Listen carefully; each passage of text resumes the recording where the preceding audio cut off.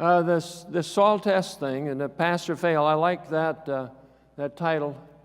We're going to ask some questions. And they got a big spotlight shining in my eyes, so I can't see very well. But as I go through these soil tests, and if you really have a question about something, if you'd raise your hand, maybe we could kind of get that question answered, and maybe we'll have some time after we get through. But to start with, soil, taking care of the soil is really a passion of mine. And when we keep the soil covered, with a strip-till, you're keeping a lot of that soil covered, and we're protecting it from this raindrop splash. The raindrop is what pounds the soil and separates the sand, silt, and clay particles. In the good old days, when we were doing a lot of moldboard plowing and all those stuff, we could end up with these crusts like this. And just a few years ago, I had a guy said, chemical injury on my crop, and I went out there, and here this crust was so hard that the corn root couldn't get up through that crust. And you notice how white that is on top. That's the sand. The sand is the biggest particle, so they're setting up on top. And in the Panhandle, Nebraska, and that kind of where they do the summer fallow, you get an inch of rain, and the next afternoon it would be blowing because that sand blows real easy. So we got to keep that soil covered to keep that structure and allow water to go in. And I just have a picture here of from our farm down. And by the way, I have a farm down in south of Lincoln, about 50 miles, and I grew up there, and so we still have that. And so I have a 50-50 lease with the tenant, so I get to make some decisions on what goes on in the farm. And I think my decisions are, I want to be able to make money no matter what the crop prices are. I'm not as interested in high yields as trying to get high yields. I'm trying to make some money. So I watch my input costs pretty carefully, and hopefully we do okay. This year, Lincoln in Omaha has been getting rain all summer. Down at our farm, 50 miles south of Lincoln, since the 1st of June, 3.4 inches of rain. But maybe we got some last night. I'll see what we got. But we keep the soil in mind when we're doing these things. And what are some of the factors that are affecting plant nutrient uptake? And I put this one up there right away. Remember, go back to that compacted or crusted soil. You have to have oxygen going in the soil because the roots need oxygen and the microbes need oxygen. And if we're going to have a lively soil and the roots growing and taking up nutrients, have oxygen in that soil. If we have that sealed, then that doesn't allow water to go in, it doesn't allow oxygen to go in. And it's kind of interesting when you think about the soil and the conditions of the soil, and we want a granular structure as Knus talked about. But think about this. When water goes in the soil, air has to come out. And the air that comes out is carbon dioxide that the roots is made from the oxygen, and the microbes are made from the oxygen. So the carbon dioxide goes out, and then as the plants use that water, then air comes back in. And then as you get rain or irrigation, pushes the air out, the carbon dioxide out, and then the oxygen comes back in. And this soil crust or soil surface, or the skin of the earth, as people say, it's like a great big lung. And you have to have that conditions just right to be able to get air in or oxygen in and to get the carbon dioxide out to keep the plants and roots taking up nutrients and all those things. A couple other things, temperature, that's kind of obvious. We just talked about that. And then ion interference, we got some of those kind of things we look at. But the other part, we got good soil conditions, and then the other part is, why do we need to put so much fertilizer on? And when we look at the crop removal, these are data from IPNI, the International Plant Nutrition Institute, and they have a website, and you can find these tables for many, many different crops. But nitrogen, corn uses 0.67 pound of nitrogen per bushel. I shouldn't say uses. When you harvest the corn, you're taking 0.67 pound of nitrogen off the field. Whatever extra nitrogen you put on, where does that go? It goes into the plant to build that plant, but if you leave that plant there, then that recycles those nutrients back. And so I hear guys saying, well, I'm using 1.2 or I'm using 1.1 or I'm down to 0.9. If we really were good stewards of the nitrogen, we'd be using just 0.67 pound of nitrogen per bushel. You know, I was talking to a guy from South Carolina. He wanted to grow 300 bushel corn, and he had 320 pounds of nitrogen on, and he was wanting to put another 60 on, and because he gets so much leaching. Well, in Nebraska, we learned what leaching is. The nitrate goes to the groundwater, and we got a lot of groundwater that's high in nitrate. So why do we want to put more nitrogen on than what the crop needs or what we're going to take off? And it's a thought process we have to go through. And then phosphorus, 0.35 pound of P12 per bushel. And so for 240 bushel corn, that's 84 pounds of P12 that needs to be put on. And it's interesting that some people are saying that if we do blah, blah, blah with cover crops and those things that we don't need to use nutrients, and I guarantee you that we're going to run out if we don't replace them.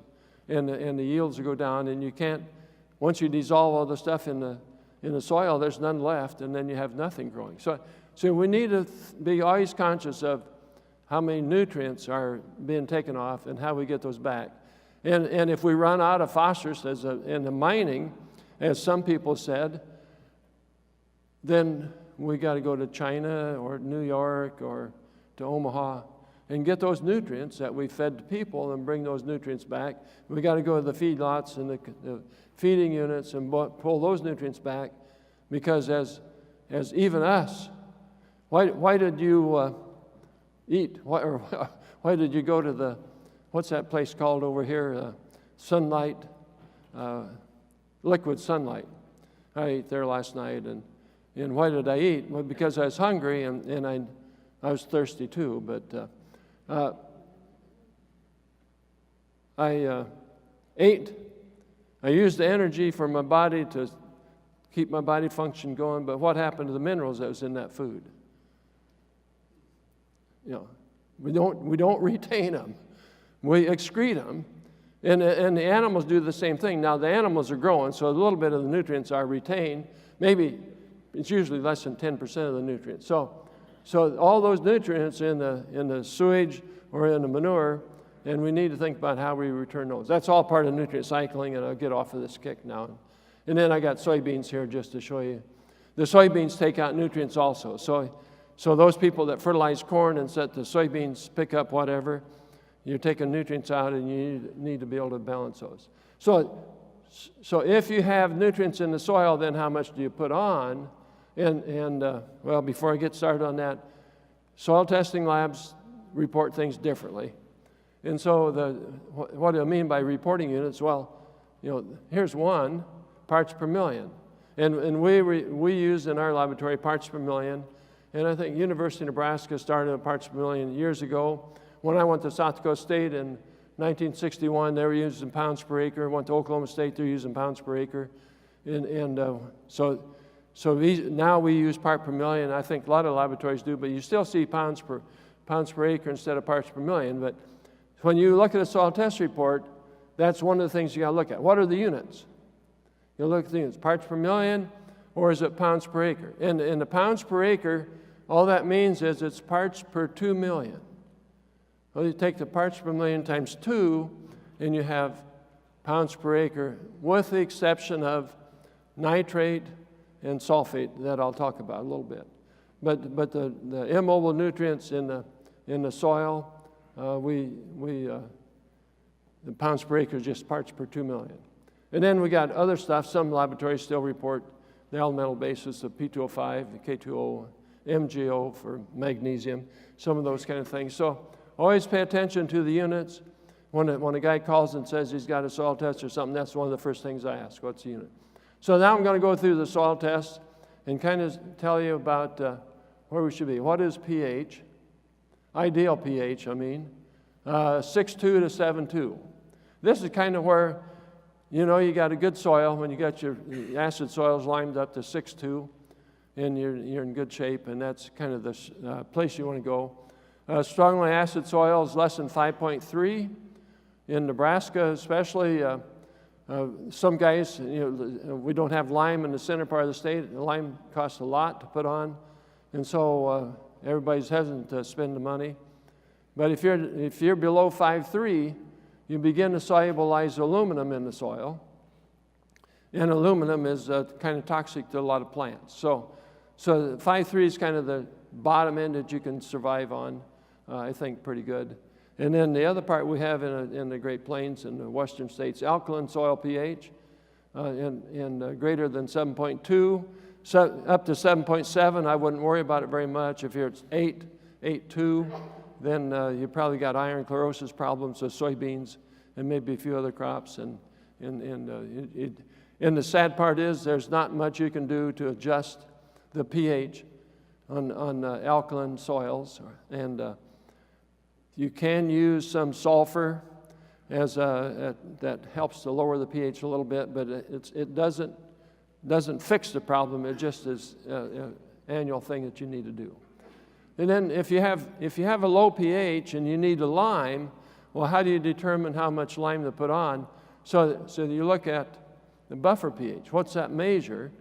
Well, when you think about it, we looked at the pH. That's the hydrogen ions that are out in the soil solution, and it gives us an indication of where we are on our pH. But the hydrogen ions that are setting on the exchange complex need to be measured, and that's what the buffer pH does. And then the amount of hydrogen based on the CEC. So the heavier soils, or the more clayey soils, have a higher, or I should say lower buffer pH, which means a higher lime requirement than sandy soils do.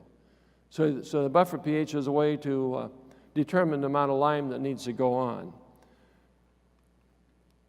Soluble salts. We run soluble salts on every sample because in the plains we got some saline soils in the North Dakota, South Dakota, in Oklahoma and Kansas and Arkansas River Valley.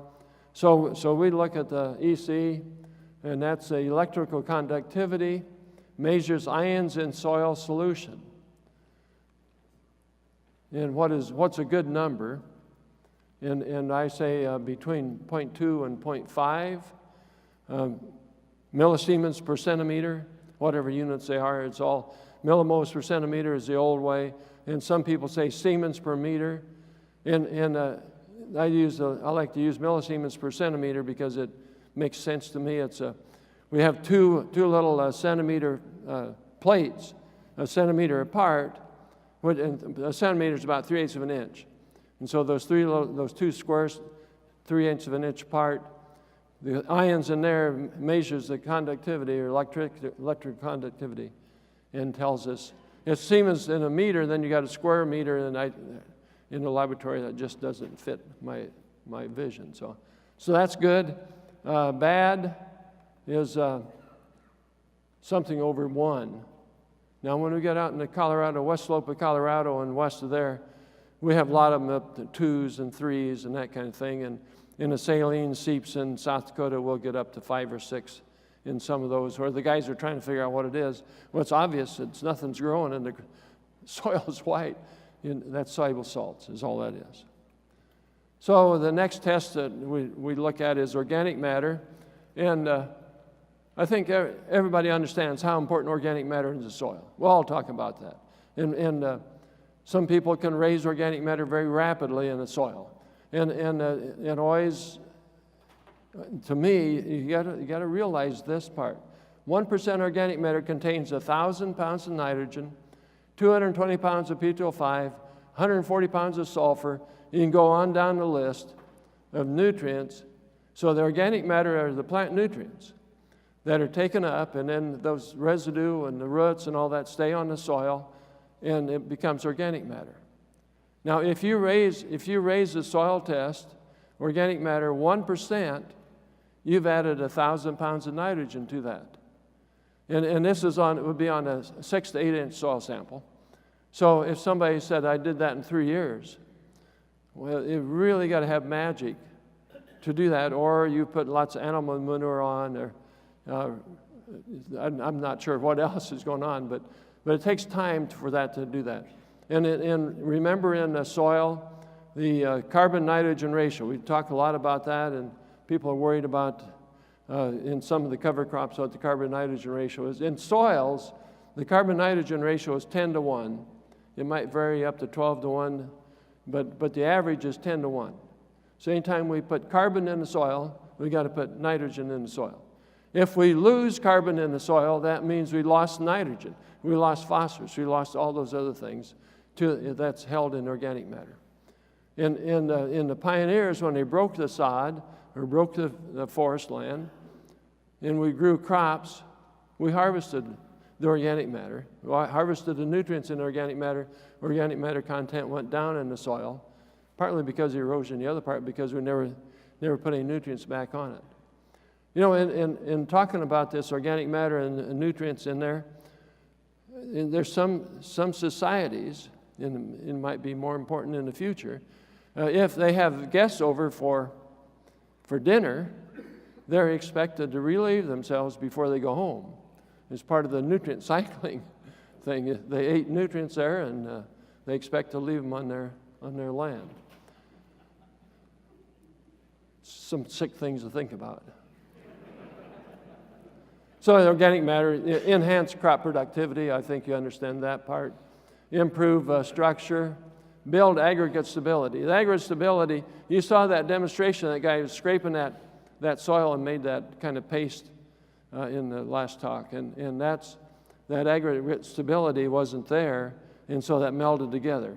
Then you want stable aggregates that hold together when you get water on it. And of course, the raindrop pounding them will break it apart, but the stable aggregates allows water to go in and move down in the soil. Increase nutrient retention. Well, it's obvious if we have more organic matter, we've retained more nutrients. And increase infiltration and water holding capacity. In the plains, that's the number one thing we think about is how do we harvest, maintain, keep the water that we're getting. Then we go into now we're starting in the soil tests, nutrients, nitrate and sulfate tests. Are they soluble? And yes, they are. And if we want to figure out the pounds per acre for nitrate, which we do in our laboratory, we take the part per million nitrate times the soil depth in inches times 0.3, and that gives us pounds per acre. And then so we can do that on our 0 to 8 inch sample, and then we got 8 to 36 or 8 to 24 inch. We can calculate that. And oftentimes, and not often, but we do have some fields that will have 300 or 400 pounds of nitrate in 3 feet of soil. And we need to utilize that nitrate before it gets into the groundwater, or in some cases before it gets into the rivers and to the Gulf of Mexico.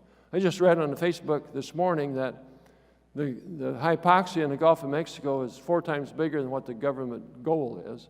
Whatever that goal is, I don't know what it is, but it bothers me a little bit that people outside of us are watching us and what we're doing. And if we really got to be really responsible and be good stewards of our nutrients that we're using and make sure that we're not overdoing it and that we're letting that to go into the environment somewhere, because people are watching us. And then the sulfate, we do the same thing with sulfate. It's an anion. It's soluble just like nitrate, moves with the water. And so we can calculate the pounds of nitrate. Why do we test for nitrate? It measures the nitrates available for the next crop, and it's related to proper nitrogen fertilization. In 2012 in Nebraska, we had quite a drought stress, hot and dry, and the irrigators, the furrow irrigators especially, the soil would get pretty dry before they get back over it again, and then it would wet, and then it'd get dry, and then it'd wet, and then it'd get dry and wet. And we had one farmer brought samples in. He had enough nitrate, residual nitrate, in 8 inches of soil to grow 240 bushel corn without any nitrogen fertilizer. So the soil at times just kicks stuff out. And then people say, well, how'd that happen? I don't know. God wanted it to, I guess. I can't explain all those things, but I see it all the time, all these differences. And so we need to use it if it's there. Oops, sorry. And just a calculation on the nitrogen. And I'm using now 1.1 pound of nitrogen per bushel. So 240 bushel corn times 1.1, the requirement is 264 pounds of nitrogen. And in the nitrate in 36 inches soil is 5 part per million, so there's 54 pounds of nitrogen in the soil. And then I had soybeans last year, so 50 pounds of nitrogen there. And irrigation water credit, I give that 10. There are guys in Nebraska that are getting 40 to 50 pounds of nitrogen out of their irrigation water yet. And so then you take 264 minus 50 minus 10, and the recommendation is 240 in this case. So that's how we calculate the amount of nitrogen that goes on. If you don't have a subsoil sample with the topsoil, we just assume there's 25 pounds in the subsoil, because I know there's nitrate there. Sulfate test, what can, I can't read that now. It says, what extract can be used to measure sulfate? And we're using a calcium phosphate, and it's 500 part per million phosphorus extract.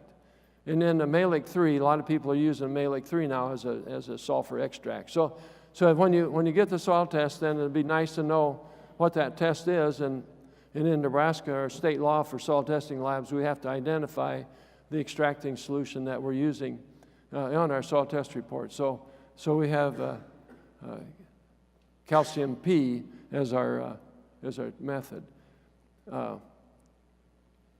Phosphate, or the phosphate ion in that calcium phosphate, or in the Malic 3 has a nitrate, nitric acid and ammonium nitrate in it. So the phosphate and the nitrate anions are used in exchange with the sulfate that might be an anion exchange. So that's how we get the sulfur extracted out of the soil. A good sulfur test, either test, the Malic and the calcium phosphate both test about the same. So you want to be 16 to 21 part per million, and then 22 high, plus is high. And so in South Dakota, in some of those saline seeps, we get 200 part per million sulfur. But we get a lot of samples. Now I see 6, 8, maybe 4 part per million. So really, one of the nutrients that's kind of been ignored, I think, in the past is because we're getting the sulfur from smokestacks, and that air's cleaned up, and we really need to be watching the sulfur. We went over to Ankeny, Iowa a week ago for a wedding on the weekend, and on some of the hillsides along Interstate 80, you could see the yellower corn on the hillsides. That's sulfur deficiency. And so we just need to pay attention to that one. And if it is low, to get some sulfur on. I'm not talking about rates, and because of all the different cropping systems and all that, you need to reach these goals that I have for the numbers. And nitrate and sulfate are anions that are soluble, so those are annual applications that you put on. You don't have a goal to raise it to a certain point because you can't, because they'll leach or move around. So remember that nitrate, sulfate, and then one more is chloride. Some people are using chloride. That's another soluble anion. And those are annual applications. If they're needed, you got to put them on annually. These other things now we can build. Phosphorus test. Which phosphorus soil test? In Malic 3, Bray P1, Olson, the ones that are requested in our lab. Once in a while they want Bray P2 also, but we normally use Malic 3, but we will run Bray P1 or Olson on request. Malic 3 has replaced Bray P1 and used by many of the Corn Belt and Great Plains laboratories.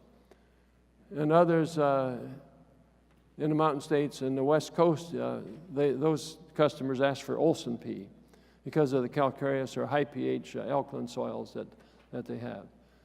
So Malic 3 and Bray P1 in our Nebraska soils agree pretty close. Up to 50 part per million above there, then the Malic 3 will be higher. But for the most part, we call them the same. We get some soil samples from Hawaii, and there's a tremendous difference between Malic 3 and Bray P1. And the Malic 3 is much higher than the Bray P1. So I don't know. Hopefully you guys aren't going to farm there too much, so you don't need to worry about it. But it's just one of those things that I've seen. over time. But Mehlich 3 is a good test, and the reason we like it in Nebraska is that we have calcareous soils, or high lime soils, and Bray P1 does not work very well in those soils, and Mehlich 3 continues to work in those high pH soils. So we've gone that way because it's a lot easier to run those samples. What's a good soil test? And so I put down here for 150 bushel corn or 250 bushel corn. In Nebraska, that would be dry land and irrigated. In Iowa, it's all 250 bushel corn, I think. So the goal would be 25 in a dry land situation or low yield situation, and 40 part per million in a high yield. And the question is, we got guys growing 300 bushel corn. Where should that level be? And we don't have much research anymore. I have to kind of depend on you guys as customers to tell me what you're observing out there. But those are the goals right now. And if you're low, then you need to work on building that up. You know what the crop removal thing is, and so you can work on that a little bit too. If you're above 50 part per million, no phosphate fertilizer is needed, and I probably wouldn't even use a starter. Some people like to use a starter anyway, get the corn growing a little bit faster, but I say probably you don't need to put any on. Now, if you get up to 350 bushel corn, is 50 going to be, where does this thing end? And those are the questions I ask, and you need to kind of watch that. But the goal of 25 on lower yields and 35 to 40 on the really good yielding fields would be the way to shoot for. Potassium soil test. What is exchangeable K? And it's potassium held on the negative charge of the clay and the negative charge of organic matter. So that's called cation exchange capacity. And the clays are negatively charged and the clays are negatively charged. And that's how it holds potassium and calcium magnesium. Potassium is a positive charge, and so it's attracted to the negative charge of the CEC. So people say, well, the potassium test is high, but it was tied up. Well, what was it tied up on? It's sitting on the outside edge of that exchange, and it's able to move out as the plants take potassium out of the soil solution. It just kicks another potassium off the exchange complex. That reaction goes there. And there's nothing to tie that up, and unless the plant's not using anything, I guess. I don't quite understand that part. But potassium salt test, what's a good salt test? Well, exchangeable K, extract ammonium ions. And the ammonium ions, we use ammonium acetate, and ammonium ions kick the cations off of the exchange complex into the soil solution, and the ammonia ions go on the exchange complex. That's how we run these cations, and they call them exchangeable. Mehlich 3 can be used to extract exchangeable K. Where Mehlich 3 gets to be a problem in calcareous soils, it dissolves the lime and gets up to 20,000 part per million calcium if you have a lot of lime in the soil. So what's a good soil test? In there we got dry land, 160 part per million, 250 bushel corn. I put 200, and then for this, I decided maybe we're starting to talk about going a little bit higher, maybe up to 250. And remember, when the corn is growing fast in June, that the plants are taking up 12 pounds, probably 12 pounds of K2O per day if you got the high yield. So there's a tremendous pressure on the soil to supply that potassium. That's why you have to go with these higher levels. And so that's kind of what we're looking at. CEC, based on some of the cations, go through this: hydrogen, potassium, calcium, magnesium, and we got one more cation that we look at, and that's sodium. So those are the ones that we do for the sum of cations in the calculation. And hydrogen, we calculate hydrogen. And the easiest way I thought we could say that is if you have a low pH and you got a lime recommendation, you take the lime recommended, divide by 1,000, and that's a milliequivalent of hydrogen per 100 grams. And then milliequivalents per 100 grams is the way we express cation exchange capacity. The potassium, we take the potassium salt test, divide by 390, and the potassium atomic weight is 39, so that's how we get that. Calcium, magnesium, calcium 200, divide by 200, magnesium by 120, and then sodium by 230.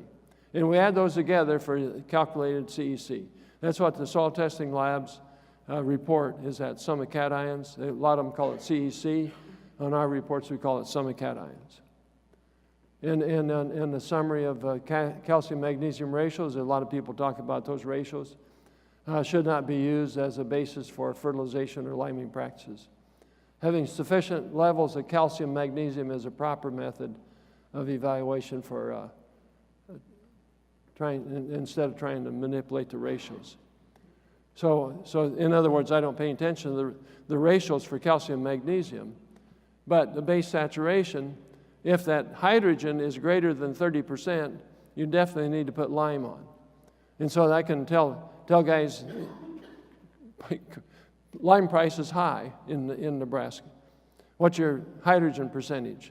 And then I have to help them find it on the sheet, and then they say, well, it's 35. You got to put lime on. You're going to have to force yourself to spend the money. If you're less than 30, you can get by for a while yet. Calcium, there's a wide range of ratios that are in there. In our calcareous soils, it might be 80%, and in acid soils, it might be 40%. Magnesium, if we have magnesium needs to be less than 32. If the magnesium is greater than 32%, it is an indicator of sticky, clayey soil. And it just, I don't know if you can change that magnesium percentage or not, but it just says it's a tougher soil to work with. Now, sodium is less than 5%. That's what we want, less than 5%. If it's higher, then we need to apply gypsum based on CEC and the percent sodium. So I take the percent sodium minus 5, and then convert that, and they take that, that's a percent, and then take that, divide by 100, and take that times CEC, and then take that times 1.7, and I have the tons of gypsum that need to be put on for whatever that is. We had a soil on our farm at 7% sodium, and when you get drought stress in the summertime, it would burn up and not have any ears on it, and we put 500 pounds of gypsum on it twice, and now it produces. So that's one of those that you can correct if it's not too bad. Sodium problems, what do you do? And gypsum, I just talked about that. Calcium replaces the sodium on the exchange complex, and the sulfate ion combines with the sodium to move it down below the root zone. So that's kind of the way that's why you have to have gypsum. If lime won't do it, you have to have calcium sulfate. You have to have a soluble ion, anion, to go with the sodium to move that down. Well, going into micronutrients, and where's my timer guy? I'm doing okay? Holy cats. Oh, yeah. Are there any questions right now? Well, we're down to the trace elements, and the thing that those are really small amounts for corn, but they're there. Now, we've been farming the land in Nebraska 140 years, and to the east more than that. And if you haven't even thought about trace elements, you might be missing something, because we've been taking those trace elements out when we remove the crop. And and I know some of the soil testing labs in the Corn Belt or Iowa and East never tested trace elements. But I think it's a very important part, and when I see samples coming in now from Illinois and Indiana, some are in pretty good shape and others are really, really low. So I think it's something that we really need to watch. And I think I got soybeans in here too. And just small amounts, but 200 years of taking it out, it could count up a little bit. Zinc soil test. What extract is used to measure zinc availability. And we use a DTPA. It's a chelate that reacts with the soil, and it slowly pulls the zinc, iron, manganese, copper off the exchange complex. So we shake the soil with the extracting solution for 2 hours before we filter it to do the analysis. And how much zinc can you put on? And I like to make a recommendation for dry zinc sulfate and get it corrected, get the zinc level corrected. And then we'd like to be above 1 part per million, but you can put it in starter, but then you got to put it in starter every year if you broadcast your dry zinc. And the recommendation we have is for a corrective application. So it might be 1 pound up to 10 pounds of zinc that go on actual zinc per acre. So it's kind of watch that. Something happened here. Okay. I better back up and see if there's anything else I wanted to say about zinc. In the Great Plains, we have our lush soils are very low in zinc natively, so we've been fertilizing with zinc for many years, and we know that if the zinc test gets above 50, it starts to become toxic. And only one example was a football field at Columbus, Nebraska. We tested three samples from them. In one test was 75, another was 100, and another was 125 part per million zinc. And I didn't know what the heck was going on, so I just said, these zinc tests are too high, I don't think grass will grow good. After about 2 weeks, the guy called back and said, yeah, they put crushed rubber out on the football field. I don't know if they're trying to mimic the carpet that the University of Nebraska has with the rubber in it or what they're trying to do. So I Googled rubber, and it's a really high in zinc content. And so I told them they had to take that soil out and bring new soil in to get their grass to grow good. So there's some weird things about overdoing things with trace elements, so be careful. But normally you don't have enough money to spend to do those things. Iron, the extract is DTPA, same thing. And how much iron can be applied? It's a pretty iffy thing. Iron chlorosis, a lot of people spend money on stuff, and that's all it does, is maybe green the plant up a little bit. The best to plant chlorosis-tolerant varieties or hybrids, if you got those on the list. And then one thing that works pretty good is the ortho-EDDHA chelate. It's West Central has a product called Soy Green, and there's lots of other companies have that. But it has to be that ortho-ortho. So you read the label, make sure the ortho-ortho is in front of it. And then in Minnesota, George Ream a few years ago found that in the calcareous areas, if they planted oats with the soybeans, planted the oats a day before they planted the soybeans, that would alleviate a lot of the iron chlorosis problems on the soybeans. And it's something that maybe some people could try where they have these kind of problems. And I tell people in the Platte River in Nebraska, and they just look at me. Why would they want to do that? But the oats kind of uses some of the water, and the reason that you have chlorosis in those high pH calcareous areas, water dissolves the lime, makes bicarbonate. Bicarbonate flows into the plant, precipitates iron, and probably manganese, and the plant turns yellow. But when we analyze the plants, iron in the plant is probably 3 or 4 times higher than it is in the green plants. So the plant can take it up, but the bicarbonate, because it's in the wet soils, reduces iron in the plant or fixes it so it can't be used. So the oats uses some of the water to keep the bicarbonate level down. Another thing that can be done is use sulfate fertilizer as a starter to the sulfate will compete with the bicarbonate going to the plant and reduce iron chlorosis. Manganese soil test is the extractants DTPA.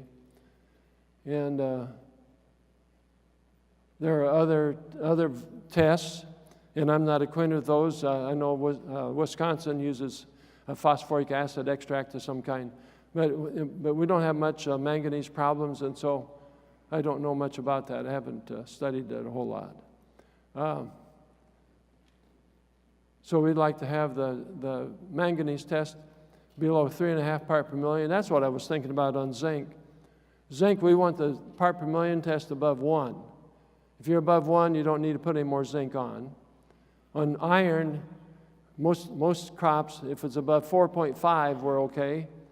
But in some ornamentals and yards, 10 part per million is a better thing to think about. So those two we're on there. Manganese needs to be above 3 part per million. And copper, again, the extract is DTPA. So that extract is used for all 4 of these trace elements, and it works pretty good. Willard Lindsay at Colorado State is the one that worked this method out in the 60s. Copper is low in many different areas of the country, and they're just spots in different places, from Florida to Canada, and a lot of it is associated with high organic matter areas in a cooler climate. And copper can be corrected pretty easy, like zinc can be with a copper sulfate or zinc sulfate, or you can use starters where that might be. And it seems like on our plant analysis, we're getting more low copper type things, so it's something that we really need to watch. I think the copper and the zinc are the two that we really need to pay attention to in our trace elements. Boron, for corn and other crops, hot water soluble boron soil test should be used. And we say above 0.25 part per million, and it's pretty low test compared to what some laboratories say, but we think that's adequate, and that's Oklahoma State calibration. And then for a few crops, alfalfa, sugar beets, and peanuts, then it should be 0.5. So if you got alfalfa in a rotation, you'd want your boron test up to 0.5. In Nebraska, we're finding really low boron up in northeast part of the state. And then in some of these soils we're getting from Illinois, Indiana area, boron is all over the place. Some fields are just really low and some are in good, adequate shape. So it's another one that needs to be watched pretty carefully.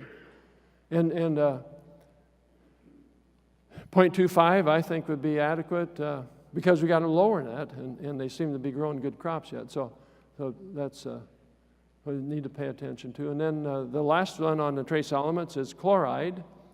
And Kansas State has done a lot of this calibration work. South Dakota State has done calibration work. And the chloride is important for the grasses, corn and wheat and milo, those kind of crops. And the broadleaves don't need as much chloride as the grasses. If you're above 6 part per million, you're adequate, and that's in a 2-foot or 24-inch soil sample. In our lab, on recommendations, if you don't send us a subsoil, we just assume it's the same all the way down to 2 feet to make that recommendation. South Dakota State is up to 9 part per million, but I've chose to stay right at this 6 part per million level. Other tests. What else can we do in the laboratory? Well, you've heard of soil health. That's what's common, and I didn't spend much time here, but I did put these on here. Phospholipid fatty acid test. Well, it's PLFA, and some of the things we get, we measure microbial biomass, and then we measure the diversity of that biomass. We measure bacteria, fungi, and mycorrhiza. And the bacteria, then, there's gram-positive and gram-negative bacteria, and they're not like the EC or the CEC. The gram-positive bacteria are a group of bacteria that come to life real rapidly when there's, like after it warms up, or after the soil thaws out in the spring, the gram-positive bacteria start growing right away. The one that we identify in the gram-positive is actinomycete, is the one that makes the soil smell good when you do tillage. And then on the gram-negatives are bacteria like rhizobia. So we give you a report on rhizobia. We kind of want the gram-positive and gram-negative balanced. That means that you got good soil life out there. Then the fungi, we separate the saprophytic fungi, which live on living and dead organisms, or residue, or whatever you want to call it, and the mycorrhiza fungi that attach to the plant roots to bring in plant nutrients. And if you don't have any mycorrhiza, you'll have phosphorus-deficient corn, and probably zinc and copper, and it really helps to bring all the nutrients in. There's an interesting thing with mycorrhiza that I've seen, and kind of from a book I read this last winter. A guy covered a fir tree with plastic and put carbon dioxide 14, in there because they wanted to study where the carbon is going in that plant tissue, in that tree. And after a few days, they noticed that an aspen tree downslope had carbon 14 in it. And they had this thing covered so it couldn't get that. And a theory is that mycorrhiza, grows on forests and trees, and the mycorrhiza infected this fir tree here, and it infected the aspen tree, and it was trading things back and forth. Now, if you guys have heard anything like this or not. In Fargo, North Dakota, or Bismarck, North Dakota, in 2006, we were there, and they'd had 2.8 inches of moisture from 1st of January to the first week of August. They had planted cover crops, individually ones that, as you imagine, are about 2 inches tall and burn up. And where they mixed 11 things together, they had about 2 foot of growth, had turnips with about 1.5 inch bulbs on them. Lupins are blooming right beside the burn-up stuff. And they said, well, the roots are trading things. How in the hell do the roots connect to each other and do these things? Well, after reading this chapter in this book, I realized that it's a mycorrhiza that's doing all this stuff. And the cover crop stuff that you talk about, and some of maybe the companion cropping that we're going to talk about.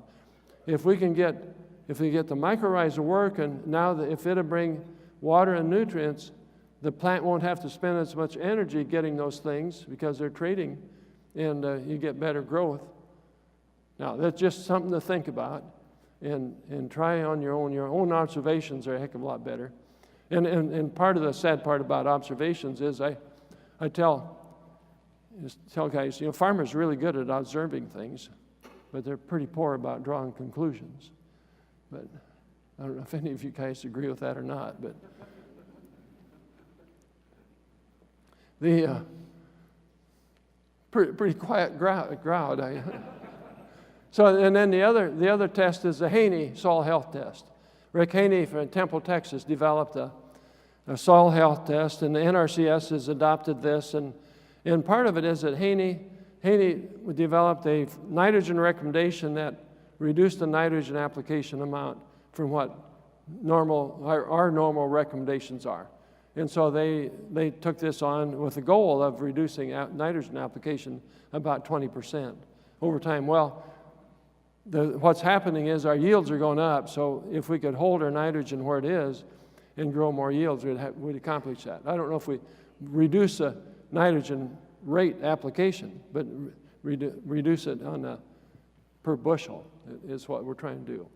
So it's got 3 parts: a Solvita CO2 24-hour burst test, and we take the soil, we dry it, we grind it, and then we take 40 grams, put it in a little jar, put water in it so it'll wick up in the soil, put a paddle that absorbs carbon dioxide, put the lid on tight, put it in an incubator for 24 hours, and then we measure the amount of carbon dioxide released. Now, Lance, that works for me, he said, the way this works is that if you have good microbial life in the soil, and we bring it in and we dry it and grind it and crush it, we're kind of killing all this stuff in there.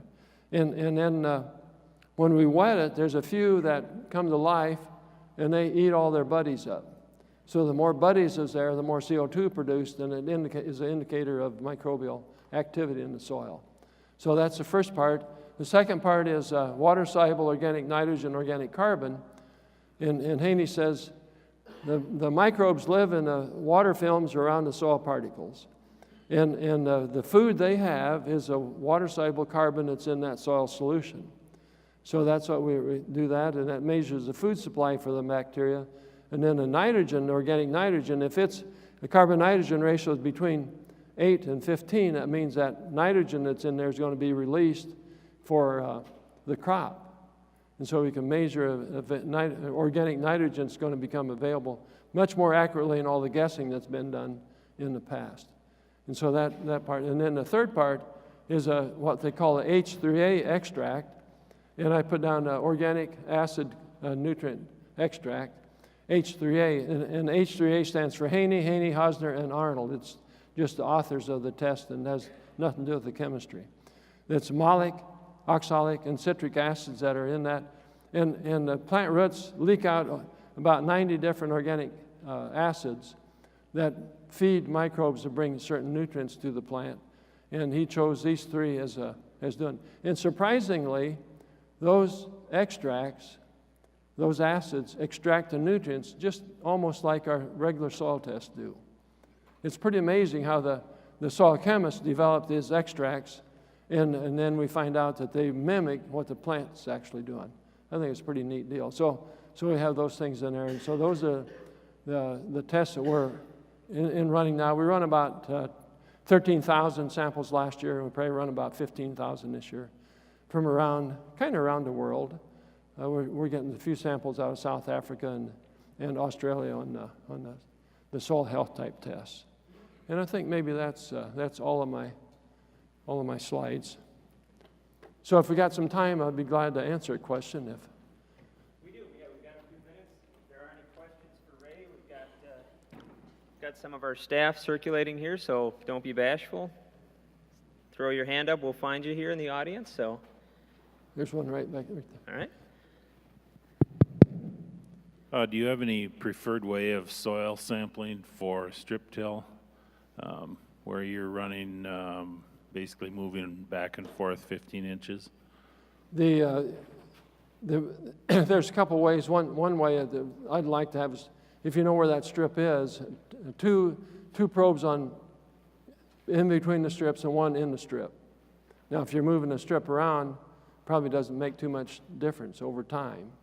The first year would make, 2 in 1, or else if you're trying to figure out how the rest of the soil is doing, then just sample the rest of the soil. And of course, I have a laboratory, so you could sample the strip separate from in between the strips. That'd increase my volume double, So, but I would do a two outside of the strip and 1 in the strip as an average. Any other questions out there? Could you say a few words about leaf testing, where you tissue sampling, and relate that to soil testing generally? The tissue testing is one of the things we use it for, is to see if it's getting the fertilizer that we put on, the nutrients we put on.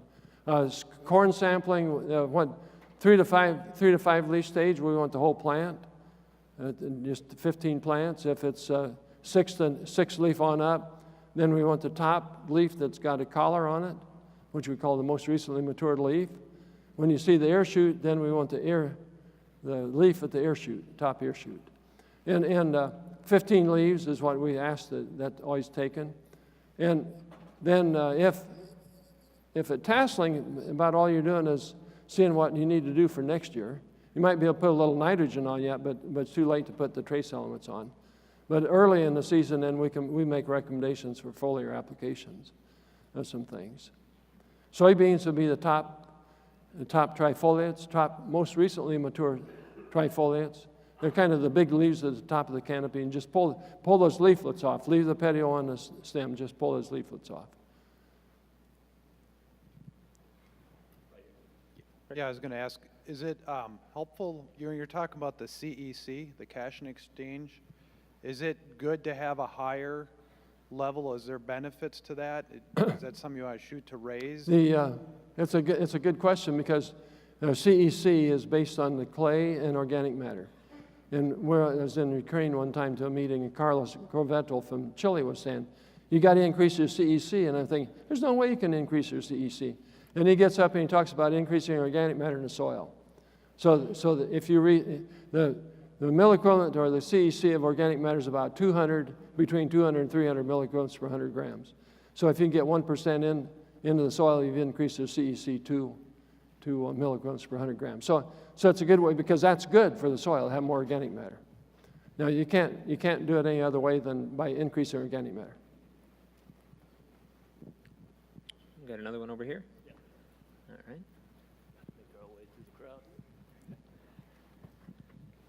right. Do you have a preference for when you change higher CECs for potassium readings? Like we always talk about highly productive soils. They seem to deal with lower potassium numbers. You know, maybe a 200 versus a 150 when they have more organic matter in clays. Do you have a preference? Do you change your recommendations? In my case, I do not change the recommendation based on CEC. So I'm helping some of the guys on the grid sampling.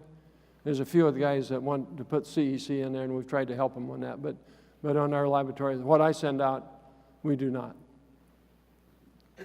I think in Purdue, Indiana's got a formula where they change by CEC.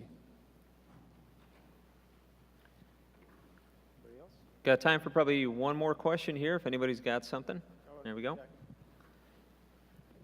Some of the universities have been, I guess I'll call it critical of the Haney soil test, and part of is that they say there's no correlation to yield or some of the other things. Do you have any comments on that versus the more traditional soil tests? I was just saying that I was going to say that traditional soil tests sometimes don't predict yields very good either, but the Haney test is a thought process of what can you do to improve your soil. The regular soil test, the thought process, how much fertilizer you have to put on. And so there's a different thought process that goes on. And it's a good question. I'm going to improve my soil, hoping that I get better yields. And I've been tracking it for 24 years, and our yields are going up. Maybe not as fast as national averages, but corn's going up 1.3 bushels per acre per year, and wheat's going up 1 bushel per acre per year. And is it because we're doing this soil health stuff, or is it just because of genetics? Or because there's more CO2 in the atmosphere, So there's lots of questions, and I think if you got better soil health, you're going to have better yields. The other question is, I think if you have better soil health, you can reduce that input cost. And maybe not get better yields, but you get more economic yield. Is kind of where I'm looking at it. Thank you.